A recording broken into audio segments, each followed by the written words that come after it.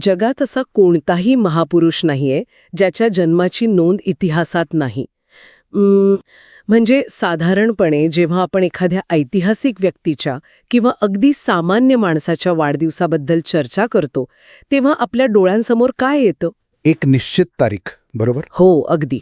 एक तारीख, जन्माचं ठिकाण, कुळ, आई-वडील आणि एक स्पष्ट कौटुंबिक पार्श्वभूमी.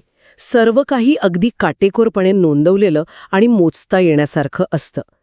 पण जेव्हा आपण भारतीय संत परंपरेत आणि अध्यात्माच्या जगात डोकावतो तेव्हा एक अशी अद्भुत आणि चक्रावून टाकणारी संकल्पना समोर येते जिथे जन्म हा शब्दच मुळी अस्तित्वात नसतो. खरंय.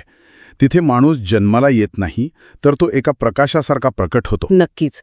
आणि म्हणूनच आज आपण या संकल्पनेच्या अगदी मुळाशी जाणार आहोत. आजच्या आपल्या या सखोल चर्चेचा म्हणजेच या शोध प्रवासाचा विषय आहे श्री स्वामी समर्थ आणि त्यांचा प्रकटदिन. ही संपूर्ण चर्चा विद्यावाचस्पती विद्यानंद यांच्या श्री स्वामी समर्थ प्रकटदिनाचे महत्त्व आणि महात्म्य या अत्यंत अभ्यासपूर्ण लेखनावर आधारित आहे. आणि आपला आजचा उद्देश केवळ एका पारंपरिक धार्मिक उत्सवाची माहिती देणं किंवा कॅलेंडरवरील एका तारखेचं महत्त्व सांगणं हा अजिबात नाहीये.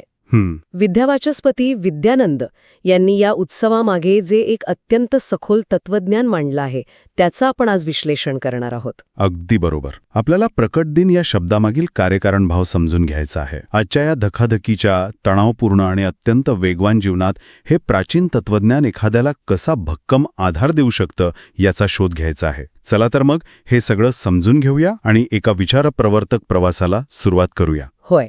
सर्वात आधी आपल्याला हे समजून घ्यावं लागेल की भारतीय संत परंपरेत अनेक महापुरुषांनी अवतार घेऊन समाजाला अध्यात्म, सदाचार आणि भक्तिमार्गाची दिशा दिली आहे. या परंपरेतील अत्यंत तेजस्वी, अद्वितीय आणि करुणामूर्ती अवतार म्हणून श्री स्वामी समर्थ यांच्याकडे पाहिलं जातं. त्यांच्या आगमनाला जन्म न म्हणता प्रकट दिन का म्हटलं जातं हा या संपूर्ण लेखनाचा मुख्य गाभा आहे. पण थांबा, इथेच एक अत्यंत कळीचा प्रश्न निर्माण होतो. कोणता? ईश्वरी तत्व प्रकट होतं म्हणजे नेमका काय? शेवटी स्वामी समर्थांनाही एक भौतिक देह होताच. ते माणसांसारखे दिसत होते, वावरत होते. मग जन्माऐवजी प्रकट हा गूढ शब्द वापरून त्यांना केवळ मानवी आकलनापासून दूर ठेवण्याचा किंवा एका माणसाला विनाकारण देवत्वाच्या कोंदणात बसवण्याचा प्रयत्न तर नाही ना? हा अत्यंत महत्वाचा आणि रास्त प्रश्न आहे. म्हणजे सामान्य माणसाचा जन्म आणि संतांचं प्रकट होणं यात तांत्रिकदृष्ट्या काय फरक आहे? बघा, विद्यावाचस्पती विद्यानंद यांनी यातील फरक अत्यंत स्पष्टपणे उलगडून दाखवला आहे. सामान्य माणसाचा जो जन्म होतो तो त्याच्या पूर्वकर्मांचा परिणाम मानला जातो. अच्छा. सामान्य माणूस स्वतःच्या इच्छा, वासना आणि कर्मांच्या बंधनात अडकून भौतिक जगात प्रवेश करतो. पण जेव्हा आपण अवतारांच्या प्रकटीकरणाबद्दल बोलतो तेव्हा तिथे पूर्वकर्मांचं कोणतंही बंधन नसतं. म्हणजे ते कर्माच्या चक्रात अडकून आलेले नसतात. अगदी बरोबर. त्यांचं पृथ्वीबही येणं हे कोणत्याही वैयक्तिक इच्छेतून झालेलं नसतं, तर ते समाजाप्रती असलेल्या अथांग करुणेतून आणि कल्याणाच्या हेतूने झालेलं असतं. हे समजायला थोडं सोपं करण्यासाठी मी एका उदाहरणाचा विचार करत होतो. सांगा ना. समजा एखादी व्यक्ती एखाद्या अत्यंत कठीण समस्येत अडकली आहे आणि अनेक दिवस विचार करूनही काहीच मार्ग सापडत नाहीये. पण अचानक एका क्षणी मेंदूत एक भन्नाट उपाय सुचतो. एक महान कल्पना. हो, ती महान कल्पना हळूहळू मेंदूत जन्म घेत नाही, तर ती एका विजेसारखी अचानक प्रकट होते आणि सगळा अंधार दूर करते. तसंच काहीसं आहे काय? क्या बात आहे. हे उदाहरण या संकल्पनेला अगदी अचूकपणे जोडलं जाऊ शकतं. एखादी महान संकल्पना जशी अचानक उलगडते आणि प्रश्नांची गुंतागुंत सोडवते, तसंच या अवतारांच्या बाबतीत घडतं. म्हणजे ते गरजेतून निर्माण होतात. होय. जेव्हा मानवाच्या कल्याणासाठी, भरकटलेल्या समाजाला योग्य दिशा दाखवण्यासाठी एका सर्वोच्च ऊर्जेची गरज असते तेव्हा ते ईश्वरी तत्व भौतिक जन्माच्या प्रदीर्घ प्रक्रियेत आणि कुळाच्या मर्यादांमध्ये न अडकता थेट प्रकट होतं. बापरे. म्हणजे त्यांचं भौतिक अस्तित्व केवळ एका वाहनासारखं होतं. अगदी. म्हणूनच स्वामी समर्थ कोणत्या कुलात जन्मले, त्यांच्या आईवडिलांचं नाव काय, त्यांचं मूळ गाव कोणतं, या सर्व भौतिक नोंदी अध्यात्मात पूर्णपणे दुय्यम आणि निरर्थक ठरतात. हे खरोखरच विचार करायला लावणार आहे. म्हणजे खरा भर त्यांनी दिलेल्या संदेशावर होता. पण मग इथून पुढचा टप्पा येतो. हे प्रकटीकरण जेव्हा झालं तेव्हा त्यांनी मानवजातीला नेमकं काय दिलं? हा एक खूप मोठा प्रश्न आहे. आपल्या सर्वांना स्वामींचं एक वाक्य अगदी तोंडपाठ आहे, भिऊ नकोस, मी तुझ्या पाठीशी आहे. पण विद्यानंद यांच्या लेखनानुसार यामागील मानसशास्त्रीय आणि आध्यात्मिक यंत्रणा नेमकी कशी काम करते? कारण नुसतं हे वाक्य ऐकल्याने माणसाची भीती कशी काय जाऊ शकते? हा या चर्चेतील सर्वात रंजक आणि सखोल भाग आहे. बघा, भिऊ नकोस, मी तुझ्या पाठीशी आहे हे केवळ एक दिलासा देणारं शाब्दिक वाक्य नाहीये. विद्यानंद स्पष्ट करतात की मानवी मनाची सर्वात मोठी अडचण काय असते? असुरक्षितता. हो, असुरक्षितता आणि एकटेपणा. जेव्हा माणसाला वाटतं की आपण या अफाट जगात एकटे आहोत आणि परिस्थितीचं नियंत्रण आपल्या हातातून निसटलं आहे, तेव्हा प्रचंड भीती निर्माण होते. अगदी खरंय. अशा वेळी हे वाक्य एका अत्यंत भक्कम अशा मानसिक आणि भावनिक आधारवड्यासारखं काम करतं. म्हणजे हे वाक्य माणसाच्या मनातील त्या एकाकीपणाच्या भावनेवर थेट हल्ला करतं. आजच्या काळात जेव्हा सर्वत्र नैराश्य, तणाव आणि भविष्याविषयीची प्रचंड असुरक्षितता वाढली आहे, तेव्हा कोणीतरी सर्वोच्च शक्ती माझ्या पाठीशी खंबीरपणे उभी आहे, ही जाणीव माणसाच्या मज्जासंस्थेला शांत करण्याचं काम करत असावी. अगदी अचूक. जर आपण याला व्यापक दृष्टिकोनातून पाहिलं तर लक्षात येतं की हा भक्तांच्या अंतःकरणात श्रद्धेचा दीप प्रज्वलित करणारा एक अत्यंत शक्तिशाली मंत्र आहे. माणसाचा अहंकार जेव्हा गळून पडतो आणि तो या सर्वोच्च शक्तीला शरण जातो, तेव्हा त्याला जाणवतं की आता कर्माचं ओझं केवळ माझं एकट्याचं नाही. ही जाणीव जगाविषयीची भीती आणि रोजच्या जगण्यातला तणाव मुळापासून नष्ट करते. पण इथे एक शंका येते. जर हा सगळा खेळ केवळ मनाच्या आतलाच आहे, केवळ वैयक्तिक मानसिक शांतीचाच आहे, तर मग प्रकट दिनाला बाहेर एवढे मोठे उत्सव कशासाठी साजरे केले जातात? म्हणजे तुम्हाला बाह्य उत्सवांबद्दल म्हणायचंय? हो, कारण स्रोत वाचताना एक गोष्ट प्रकर्षाने जाणवते की प्रकट दिनाला केवळ डोळे मिटून नामस्मरण केलं जात नाही, तर अत्यंत मोठ्या प्रमाणावर अन्नदान, गरिबांना वस्त्रदान आणि विविध प्रकारची सामाजिक सेवा कार्य चालतात. याचा आणि त्या अंतर्गत शांतीचा नेमकं काय संबंध आहे? हा अत्यंत मोलाचा दुवा आहे, जो विद्यावाचस्पती विद्यानंद यांनी त्यांच्या लेखनात अतिशय सुंदररित्या जोडला आहे. आध्यात्मिक आधार केवळ स्वतःपुरता मर्यादित ठेवून चालत नाही. अच्छा. स्वामींच्या शिकवणीत कर्मयोग, भक्तियोग आणि ज्ञानयोग यांचा एक अभूतपूर्व संगम पाहायला मिळतो. भक्ती म्हणजे केवळ देवळात बसून पूजा करणं नव्हे. मग खरी भक्ती कशात आहे? जेव्हा एखादी व्यक्ती अन्नदान करते किंवा गरिबांची सेवा करते, तेव्हा ती प्रत्यक्ष कृतीतून म्हणजेच कर्मयोगातून स्वतःचा अहंकार नष्ट करत असते. हे थोडं सविस्तर सांगता येईल का? अहंकार नष्ट करण्याची ही यंत्रणा नेमकी कशी काम करते? बघा, जेव्हा एखादी श्रीमंत किंवा तथाकथित उच्च वर्गातील व्यक्ती स्वतःच्या हाताने समाजातील अत्यंत गरीब किंवा तळागाळातील माणसाला अन्न वाढते, तेव्हा ती केवळ एक सामाजिक कार्य करत नसते. मग ती काय करत असते? ती त्या गरीब व्यक्तीमध्ये ईश्वराचं रूप पाहत असते. या प्रक्रियेत मी कोणीतरी मोठा आहे आणि समोरचा याचक आहे हा अहंकार गळून पडतो. स्वामी समर्थांनी तत्कालीन समाजात जात, पंथ आणि वर्ण यावरून असलेल्या अत्यंत कठोर आणि अमानुष अशा भेदांना पूर्णपणे नाकारलं. होय, हे खूप क्रांतिकारक होतं त्या काळात. नक्कीच, त्यांनी सर्वांना समान दृष्टीने स्वीकारलं आणि भक्तांनाही हेच करायला लावलं. म्हणजे तत्कालीन समाजात जेव्हा जातीपातींच्या उंच भिंती उभ्या होत्या, तेव्हा त्या भिंती केवळ भाषणांनी पाडता आल्या नसत्या ना? अजिबात नाही. स्वामींनी या सेवा कार्याच्या माध्यमातून लोकांना कृती करायला भाग पाडलं. ही खऱ्या अर्थाने एक मोठी सामाजिक क्रांती होती. समाजातील शेवटच्या घटकापर्यंत अध्यात्म पोहोचवणं हे त्यामागील मुख्य कारण होतं तर.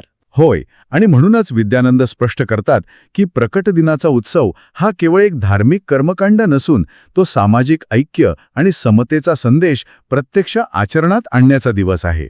हां, म्हणजे कृतीतून भक्ती. अगदी. जेव्हा सामूहिक प्रार्थना आणि सेवा केली जाते, तेव्हा समाजात एक अत्यंत सकारात्मक ऊर्जा निर्माण होते आणि खऱ्या अर्थाने बंधुभाव वृद्धिंगत होतो. आता हे ऐकायला खूप छान आणि आदर्शवत वाटतं. एका बाजूला आंतरिक शांती आणि दुसऱ्या बाजूला निस्वार्थ समाजसेवा. बरोबर. पण आपण वास्तवात पाहतो की अनेकदा लोक केवळ देखावा म्हणून उत्सव साजरे करतात.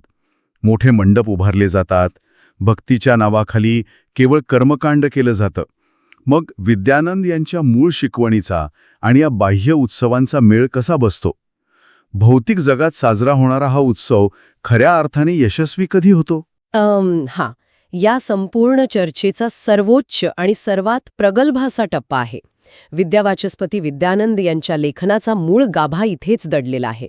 ते अत्यंत परखड शब्दांत स्पष्ट करतात की खरा प्रकट दिन हा बाह्य उत्सवात नसून तो व्यक्तीच्या अंतर्मनातील जागृतीत आहे. अंतर्मनातील जागृती. म्हणजे बाह्य जगातील मूर्तीची पूजा करणं हे केवळ एक प्राथमिक साधन आहे. अगदी तसंच. आपण कॅलेंडरवर एक तारीख निश्चित करतो, मूर्तीला हार घालतो, नैवेद्य दाखवतो. पण जोपर्यंत आपल्या स्वतःच्या मनातील अज्ञानाचा अंधार, सततची भीती, स्वार्थ आणि नकारात्मकता दूर होत नाही, तोपर्यंत तो बाह्य उत्सव पूर्णपणे अपूर्ण आहे. खरे, जेव्हा एखाद्या व्यक्तीच्या आत श्रद्धा, धैर्य आणि विश्वास खऱ्या अर्थाने जागृत होतो, जेव्हा माणसाला योग्य आणि अयोग्य यातील फरक समजतो आणि जेव्हा तो माणुसकीने वागायला लागतो, तो क्षण म्हणजे खऱ्या अर्थाने प्रकट दिन असतो. मला इथे एक अत्यंत सुंदर उपमा आठवते. कोणती? जसा एखाद्या ठिकाणी मोठा दुष्काळ असतो, अनेक महिने पाऊस नसतो, सगळी जमीन भेगाळलेली आणि कोरडी पडलेली असते, आणि मग अचानक वळिवाचा प्रचंड पाऊस कोसळतो. हां. तो पाऊस काही त्या जमिनीत स्वतःहून नवीन बिया निर्माण करत नाही, तर त्या कोरड्या जमिनीत आधीपासूनच सुप्त अवस्थेत दडलेल्या बियांना तो केवळ एक पोषक वातावरण देतो, आणि अचानक त्यातून हिरवेगार अंकुर प्रकट होतात. क्या बात है. ही उपमा विद्यानंद यांच्या लेखनाचा संपूर्ण अर्क अत्यंत सोप्या भाषेत मांडते. स्वामी समर्थांचा प्रकट दिन हा त्या वळिवाच्या पावसासारखा आहे. म्हणजे आपल्यात ते गुण आधीपासूनच असतात. हो ना. आपल्या सर्वांच्याच आत धैर्य, करुणा, सेवाभाव आणि आंतरिक शांतीच्या बिया आधीपासूनच सुप्त अवस्थेत दडलेल्या आहेत. पण संसाराच्या आणि भीतीच्या कोरड्या दुष्काळात त्या कोमेजून गेल्या आहेत. अच्छा. प्रकट दिनाचा हा उत्सव आणि स्वामींचे ते विचार त्या सुप्त बियांना पुन्हा जागृत करण्याचं काम करतात. वा. याचा अर्थ असा होतो की जर आज माझ्या मनातील भीती दूर झाली, मला संकटांना धैर्याने सामोरे जाण्याचा तो आंतरिक आत्मविश्वास आज गवसला आणि माझ्या हातून एखादं निस्वार्थ सेवेचं काम घडलं, तर मला कॅलेंडरवरील त्या विशिष्ट तारखेची वाट पाहावी लागणार नाही. अजिबात नाही. माझ्यासाठी आजचा आणि इथून पुढचा प्रत्येक दिवस हा प्रकट दिनच ठरू शकतो. अगदी तंतोतंत. आणि हाच विद्यानंदन यांच्या अभ्यासाचा अंतिम निष्कर्ष आहे. स्वामी समर्थांचं स्मरण हे केवळ नवस बोलण्यासाठी, भौतिक इच्छा पूर्ण करण्यासाठी किंवा एखाद्या संकटातून सुटण्यापुरतं मर्यादित नाही. मग ते कशासाठी आहे? ते स्वतःचं आत्मबल आणि आत्मविश्वास वाढवण्यासाठी आहे. केवळ वर्षातून एकदा पूजा अर्चा न करता त्यांच्या विचारांचं रोजच्या जीवनात प्रत्यक्ष आचरण करणं हाच खरा उत्सव आहे. बाह्य जगातील मूर्तीसमोर नतमस्तक होण्यासोबतच आपल्या आतील चैतन्याला ओळखणं आणि त्याला जागृत करणं हे अधिक महत्वाचं आहे. हे खरोखरच डोळे उघडणारं आहे. आपण एका अत्यंत साध्या संकल्पनेपासून सुरुवात केली होती की सामान्य माणसाचा जन्म आणि संतांचा प्रकट दिन यात काय फरक आहे, आणि आता आपण एका अत्यंत प्रगल्भ अशा जीवनमूल्यापर्यंत पोचलो आहोत. आणि आजच्या काळात याची नितांत आवश्यकता आहे.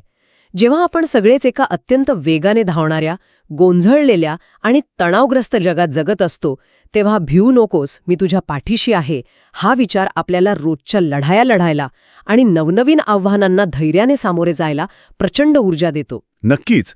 आजच्या या सखोल विचारमंथनाचं सार जर आपण एकत्र केलं तर एक गोष्ट अगदी स्फटिकासारखी स्पष्ट होते. ती म्हणजे श्री स्वामी समर्थांचा प्रकट दिन हा केवळ एक पारंपरिक धार्मिक विधी किंवा ऐतिहासिक नोंद नाही.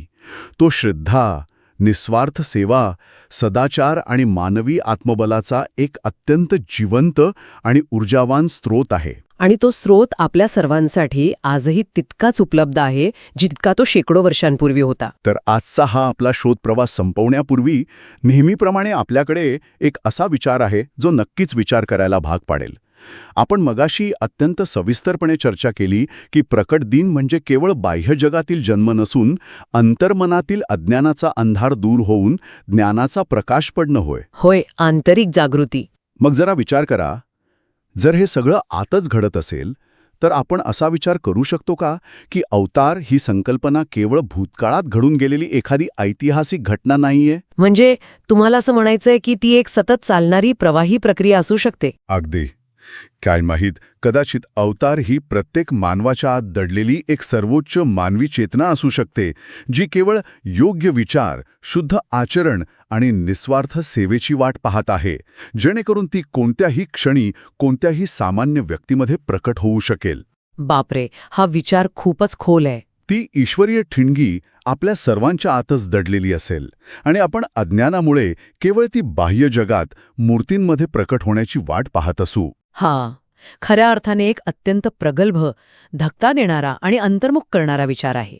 हा विचार आपल्याला स्वतःकडे आणि आपल्या आजूबाजूच्या प्रत्येक माणसाकडे एका नव्या, अत्यंत जबाबदार आणि आदरयुक्त दृष्टिकोनातून पाहायला भाग पाडतो. आणि याच सुंदर विचार मंथनासोबत आपण आज इथेच थांबूया. विद्यावाचस्पती विद्यानंद यांच्या या अत्यंत महत्त्वपूर्ण लेखनातील त्या सुंदर प्रार्थनेनुसार स्वामी समर्थांच्या कृपेने सर्वांच्या जीवनात शांती, समाधान आणि आध्यात्मिक प्रगती लाभो. आणि ती सर्वोच्च मानवी चेतना, ती महान ऊर्जा लवकरच प्रत्येकाच्या आत प्रकट हो.